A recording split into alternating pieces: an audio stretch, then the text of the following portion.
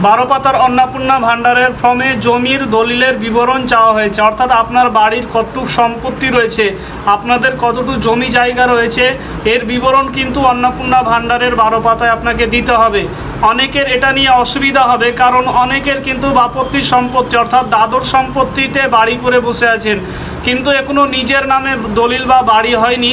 এই ক্ষেত্রে তারা নিজের নামের দলিল বা বাড়ির দলিল দিতে গিয়ে তাদের অসুবিধা হবে। আবার অনেকেই সিপিএমের আমলে খাস জমিতে পাট্টা হিসাবে তাদেরকে বসবাস করার জন্য বাড়ি দেওয়া হয়েছিল, তারা বাড়ির জায়গা পেয়েছেন, বাড়ি পেয়েছেন, কিন্তু দেখা যাচ্ছে যে তাদের যে দলিল রেকর্ড এগুলো কিন্তু বাড়ির জায়গার নেই, কারণ সরকার তাদেরকে জায়গা দিয়েছে পাট্টা হিসাবে, খাস হিসাবে, তারা সেখানে বাড়ি করে বসবাস করছে।